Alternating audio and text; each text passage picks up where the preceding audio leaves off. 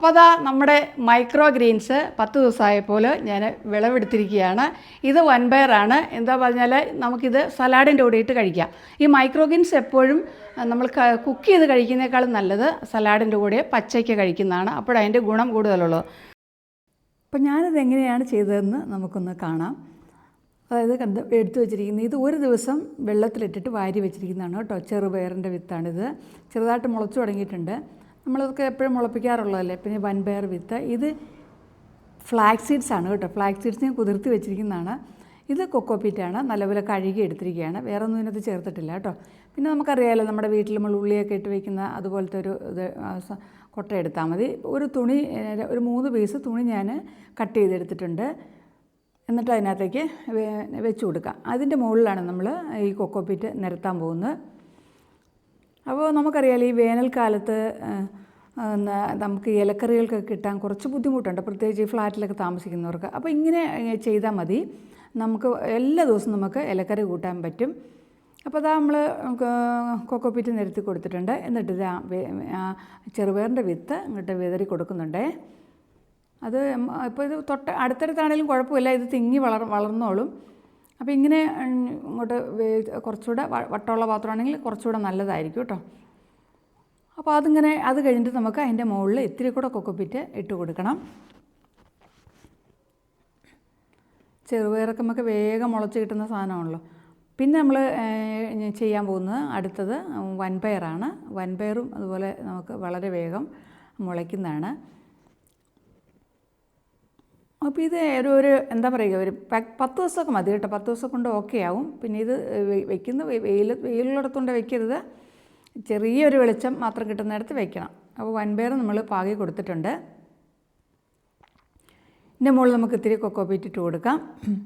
പിന്നെ ഞാൻ എടുത്തിരിക്കുന്നത് ഫ്ലാക്സ് സീഡ്സ് ആണ്. ഫ്ലാക്സ് സീഡ് നമുക്കറിയാമല്ലോ, ഫ്ലാക്സ് സീഡ് ഗുണമുള്ള സാധനമാണ്. പക്ഷേ അതെല്ലാവർക്കും അത് കഴിക്കാൻ ചില ലിമിറ്റേഷൻസൊക്കെ ഉണ്ട് ഈ ഫ്ലാക്സ് സീഡ് കഴിക്കുന്നത്. അപ്പോൾ ഇങ്ങനെ മുളപ്പിച്ചിട്ടാണെങ്കിൽ വലിയ ഗുണമാണ് അതിൻ്റെ ഇല കഴിക്കുകയാണെങ്കിൽ. അപ്പോൾ അതും കൂടെ ഞാനൊന്ന് പരീക്ഷിച്ച് നോക്കുവാണ്. അറിയില്ല എത്രമാത്രം വിജയിക്കുമെന്ന്. ഫ്ലാക്സ് സീഡ് ഞാൻ ഇതിനു മുമ്പ് മുളപ്പിച്ചിട്ടില്ല. നമ്മുടെ ഇവിടെ ഇതിങ്ങനെ വളരാറുണ്ടോ? ഉണ്ടെങ്കിൽ നിങ്ങളൊന്ന് കമൻറ്റ് ചെയ്യണേ. അപ്പോൾ 3 നമ്മൾ പാകി വെച്ചിട്ടുണ്ട്. ഇനി നമുക്ക് ഇത് തട്ടായിട്ട് വെച്ച് കൊടുക്കാം. അപ്പോൾ ഇത് വയ്ക്കുമ്പോൾ നമ്മൾ ഇപ്പോൾ അധികം വെയിലൊന്നും കൊള്ളുന്നിടത്ത് വയ്ക്കരുത് കേട്ടോ. നമ്മുടെ പെരയ്ക്കകത്ത് തന്നെ ഇത് കുറച്ച് വെളിച്ചമുള്ളിടത്ത് വേണം ഇത് വെക്കാനായിട്ട്. പിന്നെ ജീവികളൊന്നും കയറി തിന്നാത്ത രീതിയിൽ വേണം സെറ്റാക്കാനായിട്ട്. അപ്പോൾ നമ്മൾ നന്നായിട്ട് ആദ്യം ഒന്ന് നനച്ച് കൊടുക്കണം. പിന്നെ നമ്മൾ എല്ലാ ദിവസവും ഇത് നോക്കി നനച്ച് കൊടുക്കണം കേട്ടോ. അപ്പോൾ അതാ 2-ാം ദിവസമായിട്ടുണ്ട്. അപ്പോൾ കുറച്ചുകൂടെ പതുക്കെ ഇല വന്ന് തുടങ്ങുന്നുണ്ട്. ഇതാ ആ ഫ്ലാക്സ് സീഡ് ഇത്തിരി പതുക്കെയാണ് മുളയ്ക്കുന്നത്. കണ്ടോ ഫ്ലാക്സ് സീഡ് കണ്ടോ? നല്ല രസമുണ്ട് കാണാൻ അല്ലേ? ഇതാ കുറച്ചുകൂടെ വലുതായിട്ടുണ്ട്.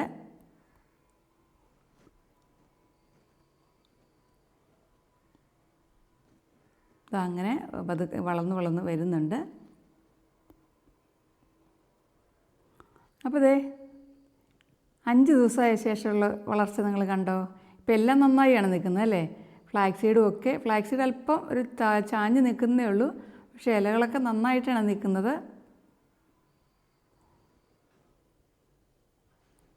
അപ്പോൾ നല്ല തിങ്ങി വളരുന്നുണ്ട്.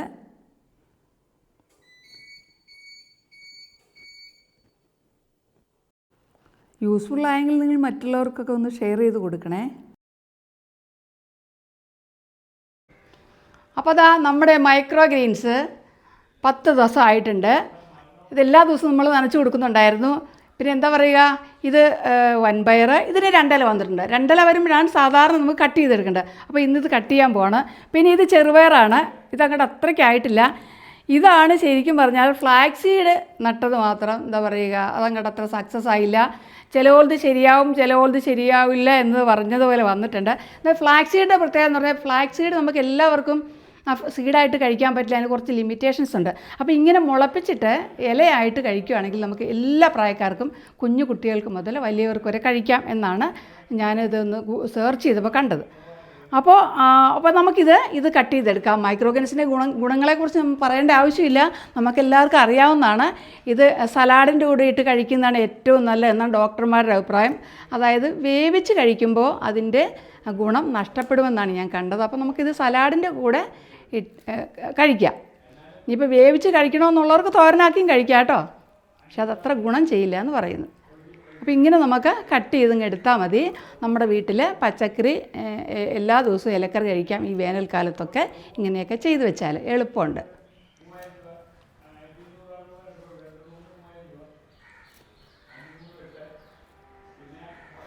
ഇത് മാത്രമല്ല, ഗോതമ്പ് എല്ലാം മുളപ്പിക്കാം. നമുക്കറിയാമല്ലോ എന്തൊക്കെയാണ് നമുക്ക് തിന്നാൻ കൊള്ളാവുന്ന എല്ലാ സീഡും അതുപോലെ നമുക്ക് മുളപ്പിച്ചെടുക്കാവുന്നതാണ്. വീണ്ടും നമുക്ക് ഇതിനകത്ത് തന്നെ പാകി കൊടുത്താൽ മതി. എല്ലാ ദിവസവും നനച്ചു കൊടുക്കണം. ഈ വീഡിയോ യൂസ്ഫുള്ളായെങ്കിൽ നിങ്ങൾ മറ്റുള്ളവർക്ക് ഷെയർ ചെയ്ത് കൊടുക്കുക. നിങ്ങൾ ചെയ്ത് നോക്കുക. ചെയ്ത് നോക്കിയിട്ട് അഭിപ്രായങ്ങൾ അറിയിക്കണം, എത്ര ദിവസം കൊണ്ട് ഇത് മുളച്ചു എന്നൊക്കെ. അതെല്ലാവരും ഒന്ന് ലൈക്ക് ചെയ്തേക്കണേ. അടുത്ത നല്ല വീഡിയോ നമുക്ക് വീണ്ടും വരാം. അതുവരെ എല്ലാവർക്കും ബായ്.